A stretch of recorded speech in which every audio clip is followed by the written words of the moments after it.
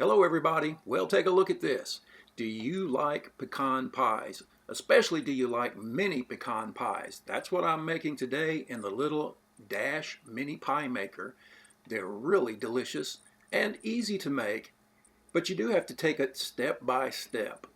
You know, pecan pies are a little more difficult than other pies because you have to bake them so long. Well, long baking times is not what the Dash pie maker does, and so we have to compensate for that. But first of all, we want to get a pie crust together.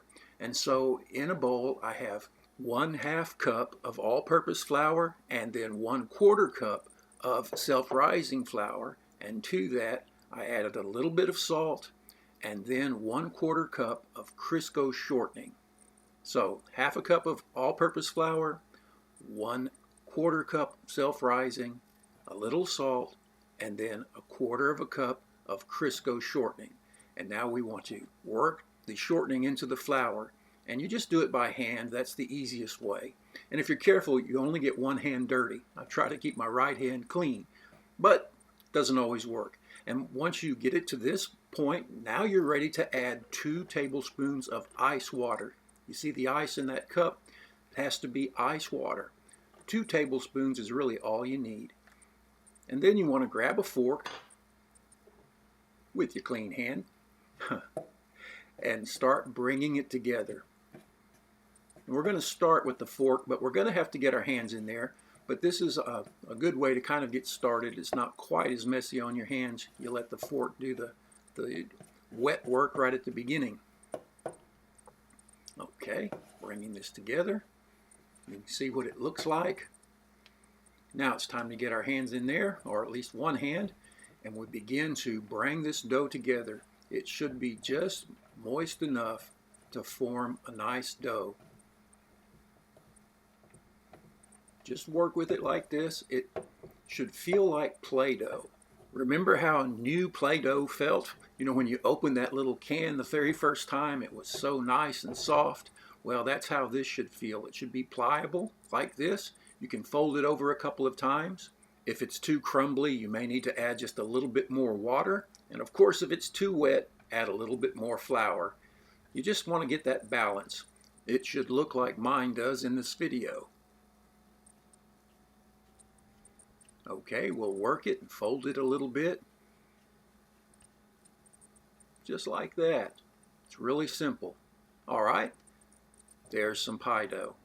Now it's time to use this wonderful little tortilla press. If you don't have one of these, I recommend that you get one, and I've got a link for it down in the description box. So we put the plastic down, and we'll get a little amount of this dough that we just made.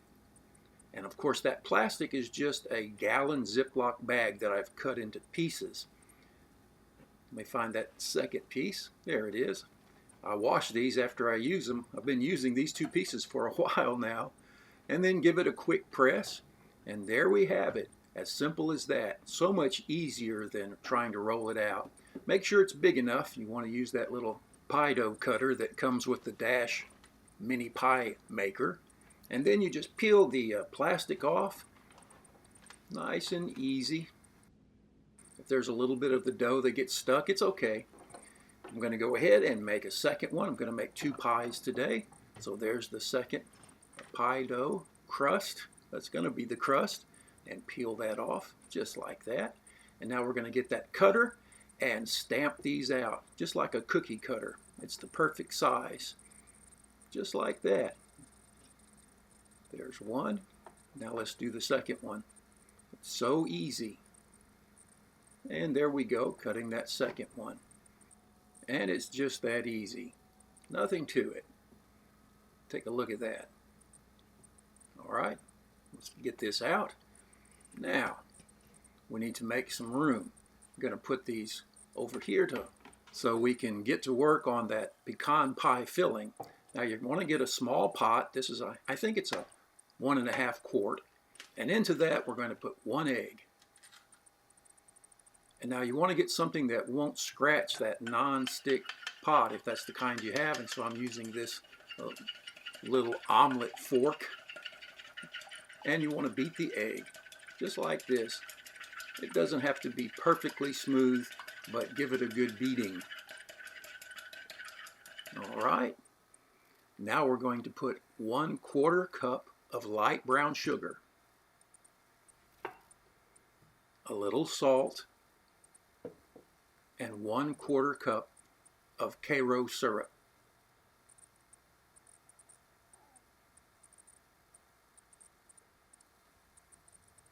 There we go, into the pot. And now I'm going to mix this together using this wonderful little spatula that I've had for a couple of years now, and it comes in very, very handy. And I'll put a link to this in case you'd like to take a look at this and maybe purchase it. I've got that Amazon affiliate account now, and if you buy anything, it helps my channel. So stir it up like that, and now we're going to add a 1/4 teaspoon of vanilla extract and 1 teaspoon of all-purpose flour. Okay? Now, as you know, a regular pecan pie usually takes almost an hour to bake. Well, we can't do that in this little Dash mini pie maker, so we have to compensate for that by cooking the filling before we put it into the pie. One final ingredient, and that's about a tablespoon of butter, and into the pot. Now it's time to plug in the little pie makers. And they'll take a few minutes to warm up, and we're going to start warming up our pie filling. And that tablespoon of butter is a good indicator. You can watch it and it'll slowly begin to melt. See, there's just a little bit of it left. And you want to gradually bring the heat up. Got about a medium-low fire going, medium-low heat, and it just takes a little time and it'll thicken. And you want to keep it stirring so that it doesn't burn on the bottom. It's not hard, but you have to do it, and it'll get kind of frothy, and eventually it'll get thick like this. And once it reaches that stage, it's ready. You see how that is nice and thick now? All right, the pie makers are ready. And now we want to put the crust in, and I'm going to push them down about halfway to let them warm up because they become more pliable as they warm. So I'll put them both in. I've got 2 pie makers. That's the way to go. If you only have one of these little pie makers, you need to get a second one because 2 is better than 1. And then put them all the way in, form it in the bottom of the little pie makers. Be careful not to burn your fingers. It's not hard at all. Just put them in. And then you want to put some filling in. This is the filling we made. It's still warm. And put about half in each of the little pies. Pretty simple, huh? It just takes a little extra work because you have to get this filling pre-cooked, a head start. And then you put pecans. I'm using some chopped pecans. You can use any kind you like. Put as many or as few as you like.